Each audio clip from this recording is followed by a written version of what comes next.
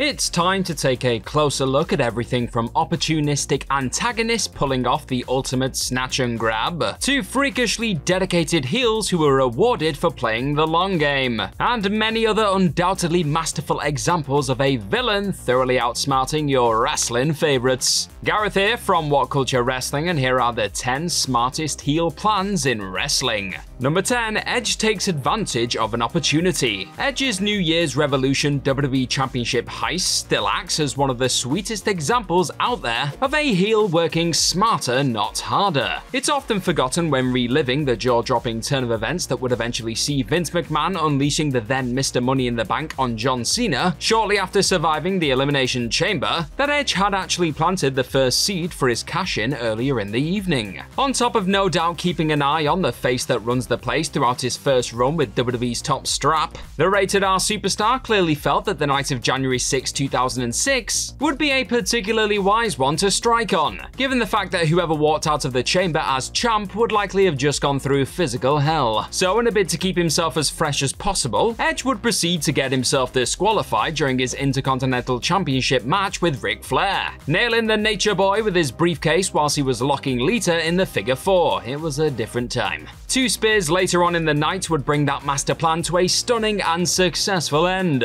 with Edge lifting his first WWE Championship after wisely resting up and picking his spot. Number 9. Chris Jericho fools HBK with Christian Jericho. Hellbent on proving that he was every bit better than the legendary Shawn Michaels, he would be entering the 2003 Royal Rumble at number 1. Chris Jericho opted to enter at number 2, after winning an over-the-top rope challenge on the January 13th edition of Raw. But in an utterly inspired swerve on the night, hot on the heels of HBK making his way to the ring, Jericho's music set the stage for the entrance of a Y2J lookalike in the form of pal Christian. Perplexed at what in the hell was happening, these few seconds of confusion soon allowed Jericho to take violent advantage of the situation. A brutal beatdown and sickening chair shot to the skull soon resulted in Michael's Rumble show being stopped, and so began a rivalry for the ages on the back of a truly cunning act of deception. Number 8. Kenny Omega breaks down the forbidden door to seize the belt. Jumping back to the latter stages of 2020, the masterful Kenny Omega had begun planting the seeds for a title-collecting dynasty that would eventually take the business by storm. The bringing of old pal Don Callis into the mix as a special guest commentator for his Full Gear AEW World Championship Eliminator Tournament final match with Hangman Page was far more than a show of support. The forbidden door was beginning to creak open, with Callis still acting as Impact Wrestling's executive vice president, and it was Don who would pivotally hand his family the mic during another guest commentary spot at Winter is Coming, a weapon that would ultimately spell the end of Jon Moxley's run with the top strap. Far from being done there though, Omega and Callis would proceed on to the next stage of their epic scheme, welcoming the Good Brothers into AEW as the Elite's grip on the company only grew stronger by the week. And it was this intelligent reinforcement that killed just about any hope of Mox wrestling his strap back away from his nefarious rival at Revolution. That and some dodgy fireworks. And the best part? This was all part of a plot that was 5 years in the making, with Callis eventually revealing on Impact that he'd been acting as the invisible hand in Kenny's life for quite some time. Number 7. A $1 million twin bribe cost Hogan the strap. Arguably the most controversial and ingenious example of Ted DiBiase using his millions to get precisely what he wanted came during February 5th, 1988, the main event, as the chuckling villain outsmarted the Hulkster en route to finally getting his paws on the WWF Championship, with DiBiase enlisting the services of Andre the Giant in a bid to seize the title from Hulk Hogan at the event. One of the biggest shocks of the time soon went down as Dave Hebner opted to suddenly count the 3, despite the Immortal One's shoulders being off the mat.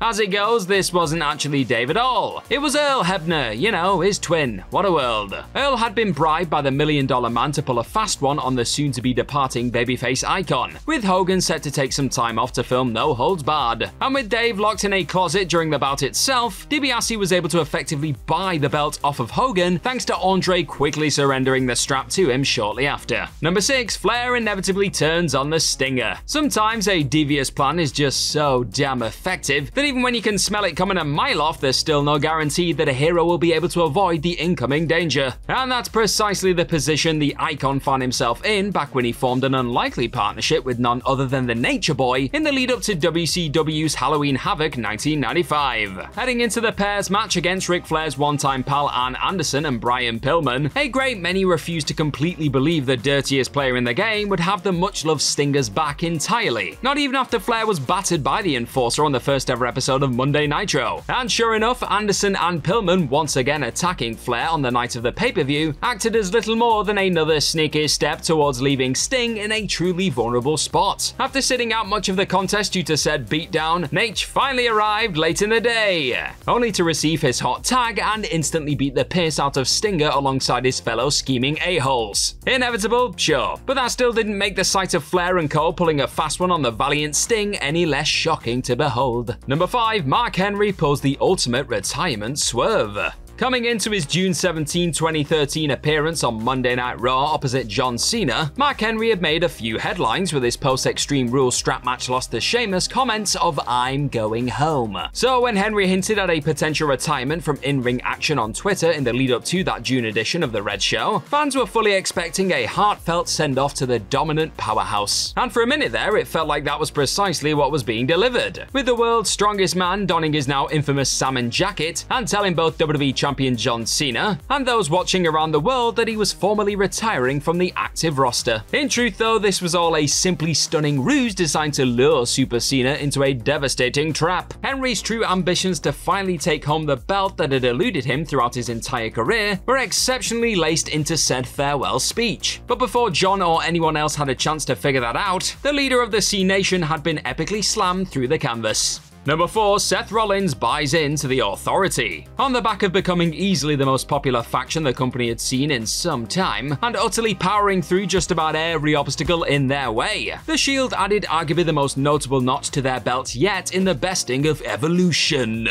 But they don't call him the Cerebral Assassin for nothing, do they? I'm fresh off of Batista waving farewell to the WWE Universe and Evolution on June 2nd, 2014's edition of Raw. Trips revealed a plan B that would masterfully rid him of the thorn in his side that was the trio and change up the landscape forever. Buying in on the evolution of Seth Rollins, the architect of the Shield decided to coldly sever ties with the brothers he would later claim were little more than business partners, feeling that aligning with the game's authority was the wiser move if he wished to succeed on his own. And with one catastrophic swing of a steel chair, Seth simultaneously stunned the masses and made Papa H mighty proud. Number 3, The Rock aligns himself with the corporation to get ahead. Has there ever been a more calculated and unexpected turn than the one that went down at Survivor Series 1998? Probably, but I really like it. Vince McMahon had made it painfully clear that he placed all of his eggs into Mankind's basket, heading into the deadly game WWF Championship Tournament at the Survivor Series event. But this was all designed to merely set the stage for the ultimate twist during the eventual final. With The Rock acting as arguably the most popular anti-hero in the company at that point, fans were fully on board with the idea of the People's Champion walking out of St. Louis, Missouri as the new top champ.